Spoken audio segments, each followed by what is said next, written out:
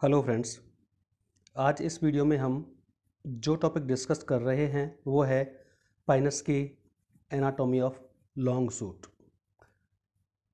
जब आपको मैंने मॉर्फोलॉजी बताई थी तो वहाँ पर बताया था कि पाइनस में दो प्रकार की ब्रांचेज पाई जाती हैं, ब्रांचेज ऑफ लिमिटेड ग्रोथ जिन्हें ड्वार्फ सूट कहते हैं और ब्रांचेज ऑफ अनलिमिटेड ग्रोथ जिसे लॉन्ग सूट भी कहते हैं। दोनों की एनाटॉमी काफ़ी कुछ सिमिलर है लेकिन थोड़े बहुत उसमें डिफरेंसेस भी हैं, तो हम दोनों को एक एक करके करेंगे। इस वीडियो में हम सिर्फ जो लॉन्ग सूट है जिसमें हम ब्रांचेज ऑफ अनलिमिटेड ग्रोथ कहते हैं उसमें कौन कौन से मुख्य पार्ट पाए जाते हैं इंटरनल स्ट्रक्चर में, उनके बारे में यहाँ पर दोनों ही जो यंग और ओल्ड पार्ट हैं इसके वो दोनों की ही एनाटॉमी देखेंगे। तो आइए स्टार्ट करते हैं लॉन्ग सूट की एनाटॉमी।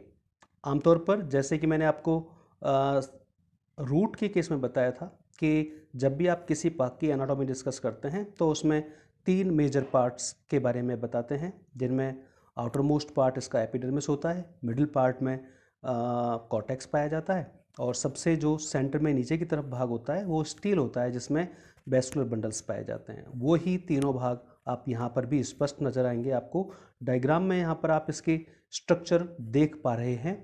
यहाँ पर देख रहे हैं कि यहाँ पर भी सबसे जो ऊपर का भाग है वो इसका आपको लहरदार जैसा नज़र आ रहा है, क्योंकि इसका जो पाइनस का लॉन्ग सूट है उस पर लीफ बेसिस प्रेजेंट होते हैं। लीफ बेसिस के प्रेजेंट होने की वजह से ये लहरदार या वेवी नज़र आता है, अर्थात इस पर ग्रूव्स और रिजेस आपको यहाँ पर नज़र आ रहे होंगे। इस प्रकार की इसकी इर्रेगुलर सी स्ट्रक्चर बाहर से नज़र आती है।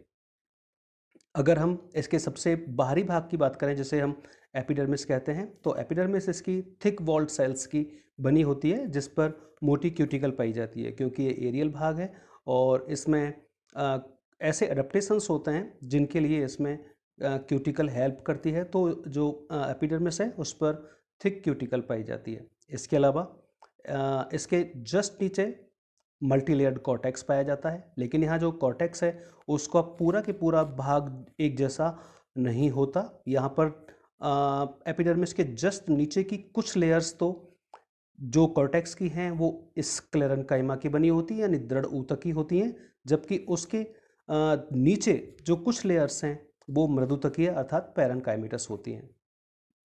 आमतौर पर जो इनर लेयर्स हैं जिनमें पैरेन्काइमा पाया जाता है, जिसे आप इनर कॉर्टेक्स भी कह सकते हैं, इसमें कई रेंजिन कैनाल्स पाई जाती हैं। इसके अलावा जो तीसरा इसका भाग है जिसे हम स्टील कह रहे हैं, इसमें जो स्टील का टाइप है वो यू स्टील है, जिसको हम पॉलीफेसिकुलर एंड डार्क साइफोनो स्टील भी कहते हैं। तो यहाँ पर ऑब्जेक्टिव क्वेश्चंस में कई बार ये भी पूछा जाता है कि लॉन्ग शूट में किस प्रकार की स्टील पाई जाती है, तो जो स्टील का टाइप है वो आपको ध्यान रखना है। स्टील मैं अलग से डिस्कस करूँगा कि स्टील क्या होती है, कितने प्रकार की होती है, किस किस स्ट्रक्चर से आप उनको कैसे पहचानते हैं, यहाँ उतना हम नहीं बात कर पाएंगे। यहाँ सिर्फ आपको ये ध्यान रखना है कि इसमें किस प्रकार की जो स्टील है वो प्रेजेंट होती है, तो यू स्टील कह सकते हैं। और यू स्टील में भी पॉलीफेसिकुलर एंड डार्क साइफोनो स्टील इसमें प्रेजेंट होती है। अब मैंने अभी आपको बताया था स्टील में बेसिकली वेस्कुलर बंडल्स प्रेजेंट होते हैं, तो यहाँ पर जो वेस्कुलर बंडल्स होते हैं उनका टाइप भी स्पेसिफिक है जो आपको जरूर ध्यान रखना है। वेस्कुलर बंडल्स का टाइप अक्सर ऑब्जेक्टिव में पूछा भी जाता है। तो इसके लॉन्ग शूट में जो वेस्कुलर बंडल्स हैं वो conjoint, collateral, open and एंडार्क type के होते हैं। इसका मतलब ये हुआ कि ये जो नॉर्मल डाइकॉट स्टेम है उसी की तरह होते हैं। साथ में जो नंबर है वेस्कुलर बंडल्स का वो लगभग 5 से 10 होता है और ये एक रिंग में अरेंज पाए जाते हैं। जैसे डाइकॉट स्टेम में वेस्कुलर बंडल रिंग में अरेंज होते हैं, सिमिलरली यहाँ पर भी ये रिंग में अरेंज पाए जाते हैं।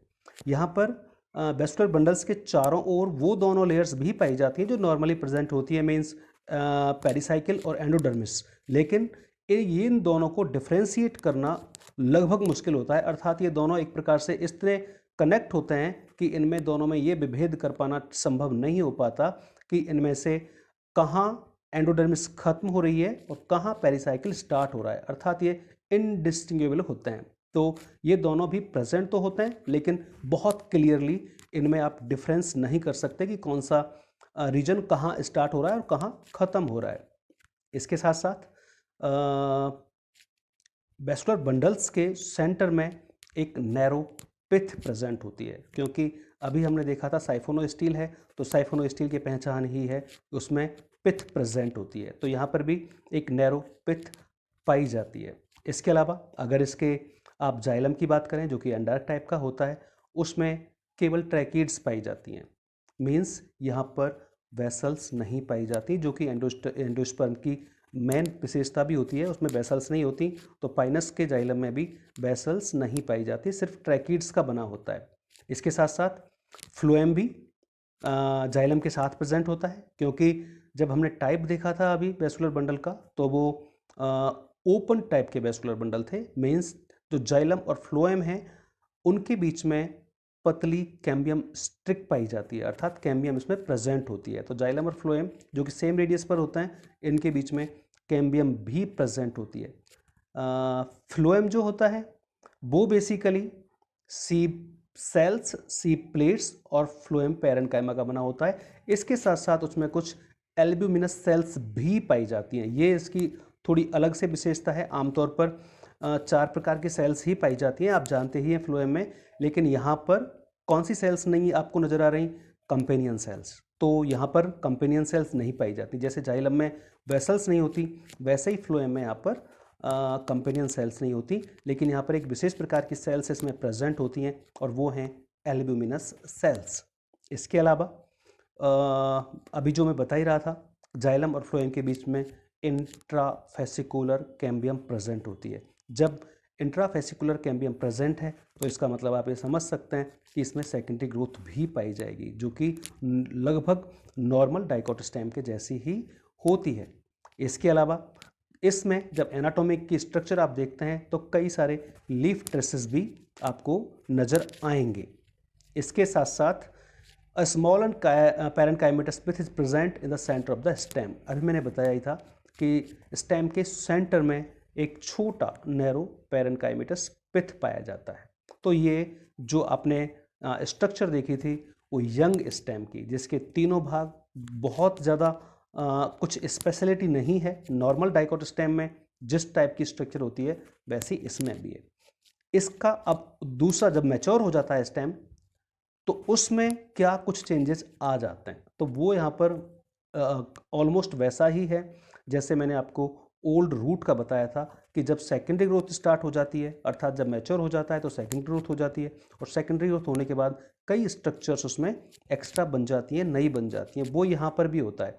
तो यहाँ पर भी जो ओल्ड स्टेम्स हैं उनमें सेकेंडरी ग्रोथ ऑब्जर्व की जा सकती है, सेकेंडरी ग्रोथ उनमें होती है। और सेकेंडरी ग्रोथ दोनों कैम्बियम के द्वारा होती है, जैसे नॉर्मल होती है, अर्थात कॉर्क कैम्बियम और वेस्कुलर कैम्बियम। पहले वेस्कुलर कैम्बियम बनती है, वेस्कुलर कैम्बियम के बाद जो बाहर की तरफ कॉर्क कैम्बियम बनती है। ये जो कॉर्क कैम्बियम बनती है, कॉर्क कैम्बियम पेरिफेरल साइड में यानी आउटर मोस्ट जो भाग होगा उस तरफ तो बार्क या कहना चाहिए कॉर्क बनाती है, और अंदर की तरफ सेकेंडरी कॉर्टेक्स बनाती है।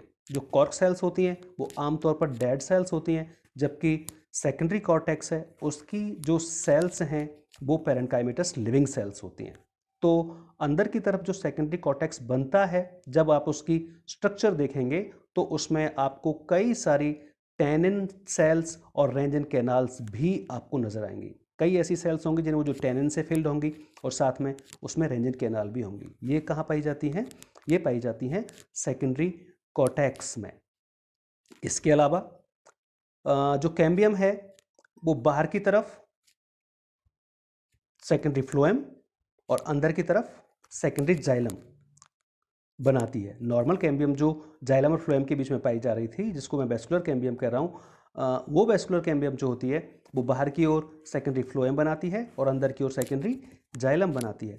जब ये जो सेकेंडरी टिश्यूज़ हैं, सेकेंडरी टिश्यूज से मेरा मतलब है सेकेंडरी जाइलम और फ्लोएम, जब ये अधिक मात्रा में बनने लगते हैं तो अपने रिलेवेंट प्राइमरी टिश्यूज़ पर प्रेशर डालते हैं। जैसे सेकेंडरी फ्लोएम प्राइमरी फ्लोएम पर प्रेशर डालेगा, वो बाहर की ओर जाता चला जाएगा और क्रश हो जाएगा और एक पतली लेयर के रूप में रह जाएगा, या फिर ऑलमोस्ट ख़त्म ही हो जाता है। सिमिलरली जो सेकेंडरी जाइलम है वो अंदर की ओर प्राइमरी जाइलम पर प्रेशर डालेगा, और प्राइमरी जाइलम पर जब प्रेशर पड़ता है तो वो धीरे धीरे नीचे की तरफ जाता है। उस पर जब प्रेशर पड़ता है वो क्रश हो जाता है और या तो पतली लेयर के रूप में रह जाएगा या फिर वो ऑलमोस्ट डिस्ट्रॉय हो जाता है। तो इस प्रकार से सेकेंडरी जब ग्रोथ हो रही होती है तो प्राइमरी टिश्यूज़ बहुत कम मात्रा में रह जाते हैं या कई बार तो नज़र ही नहीं आते। अगर हम सेकेंडरी जाइलम की बात करें तो यहाँ पर सेकेंडरी जाइलम में आपको रिंग्स नज़र आती हैं। लाइट और डार्क दो प्रकार की रिंग्स नज़र आती हैं जो कि अलग अलग सीजन में बनती हैं, अर्थात ऑटम और स्प्रिंग सीजन में यहाँ पर जो सेकेंडरी ग्रोथ होती है उसमें थोड़ा अंतर होता है। वजह है जो कैम्बियम होती है वो स्प्रिंग सीजन में मोर एक्टिव होती है, जबकि ऑटम सीजन में वो लेस एक्टिव होती है। तो उस हिसाब से जो एक रिंग बनती है सेकेंडरी वुड की, सेकेंडरी जाइलम की, वो थोड़ा अंतर होता है। इनको हम जो रिंग्स होती हैं जिनके आधार पर हम किसी भी प्लांट की एज भी ज्ञात कर सकते हैं, ये इन रिंग के आधार पर, जिनको हम एनुअल रिंग्स कहते हैं, इनसे हम प्लांट की एज का भी पता लगा सकते हैं गिनकर। और प्लांट की एज का पता लगाने की जो प्रोसेस है उसे डेंड्रोक्रोनोलॉजी कहते हैं। तो इस प्रकार से यहाँ पर जो सेकेंडरी जाइलम होता है जिसे हम वुड भी कहते हैं, वो बहुत कॉम्पैक्ट स्ट्रक्चर होता है जिसमें एनुअल रिंग्स प्रेजेंट होती हैं। इस प्रकार की जो कॉम्पैक्ट जाइलम की स्ट्रक्चर होती है उसे पिक्नोजाइलिक कहा जाता है। ऐसी वुड जिसमें ये रिंग्स पाई जाती हैं उसे पिक्नोजाइलिक कहते हैं। इस प्रकार से हम ये कह सकते हैं कि यहाँ पर वेल डेवलप्ड सेकेंडरी टिश्यूज़ पाए जाते हैं और जाइलम में एनुअल रिंग्स भी प्रेजेंट होती हैं। इसके अलावा यहाँ पर मेडुलरी रेज भी पाई जाती हैं, और मेडुलरी रेज भी यहाँ पर जो पाई जाती हैं वो दोनों प्रकार की होती हैं, प्राइमरी मेडुलरी रेज और secondary medullary rays. Primary medullary rays जो होती हैं वो आमतौर पर पिथ और कॉर्टेक्स को कनेक्ट करती हैं। पिथ और कॉर्टेक्स के बीच में जो पैरेन्काइमेटस मेडुलरी रेज पाई जाती हैं, जबकि जो सेकेंडरी टिश्यूज़ हैं, चाहे वो सेकेंडरी जाइलम है और या सेकेंडरी फ्लोएम, उनके पैरेलल जो रिंग पाई जाती है उनके साथ जो विशेष तौर पर मेडुलरी रेज पाई जाती हैं, जो सेकेंडरी टिश्यूज़ में मेडुलरी रेज पाई जाती हैं, उन्हें सेकेंडरी मेडुलरी रेज कहते हैं। इस प्रकार से ये सेकेंडरी मेडुलरी रेज का बनना भी सेकेंडरी ग्रोथ का ही परिणाम है, और ये भी जो यंग स्टेम है उसमें नज़र नहीं आएगा। तो यंग स्टेम में केवल प्राइमरी मेडुलरी रेज तो होती हैं, लेकिन सेकेंडरी मेडुलरी रेज इसमें नहीं पाई जाती। पिथ में जो नॉर्मल पिथ है पैरेन्काइमेटस छोटा सा, वो पाया जाता है। इसके अलावा रेंजन कैनाल्स भी प्रेजेंट होती हैं इसमें अलग अलग जगहों पर, जिसमें बेसिकली कॉर्टेक्स है, सेकेंडरी जाइलम है, प्राइमरी जाइलम है, और रेयरली पिथ में भी ये पाई जाती हैं। तो पूरे जब आप स्ट्रक्चर देखेंगे तो जगह जगह वहाँ पर रेंजन कैनाल्स की प्रेजेंस देखने को मिलती है। तो इस प्रकार से जब आप इसकी स्ट्रक्चर पूरी देखते हैं तो यंग और ओल्ड स्टेम या लॉन्ग सूट में कुछ जगह अंतर मिलता है, और अंतर मिलने की वजह जो है वो है मुख्य रूप से सेकेंडरी ग्रोथ, क्योंकि जो यंग स्टेम है उसमें सेकेंडरी ग्रोथ नहीं होती है, जबकि जो ओल्ड स्टेम है उसमें सेकेंडरी ग्रोथ हो जाती है। तो सेकेंडरी ग्रोथ होने की वजह से जो कैम्बियम की एक्टिविटी होती है, कैम्बियम की एक्टिविटी से जो स्ट्रक्चर्स बनती हैं, वो यहाँ की स्ट्रक्चर को, यानी ओल्ड स्टेम की स्ट्रक्चर में कुछ परिवर्तन ले आती हैं। तो इस प्रकार से यंग और ओल्ड दोनों ही जो स्टेम है या आप कहें लॉन्ग सूट है, उसकी एनाटॉमी आपने यहाँ पर देखी है। डायग्राम आप एक बार और देखेंगे तो उसमें सारी स्ट्रक्चर्स आपको बहुत क्लियर नज़र आएंगी। आप इस वीडियो को एक दो बार देखिए और समझने की कोशिश कीजिए, तो आप आराम से समझ पाएंगे। Thank you.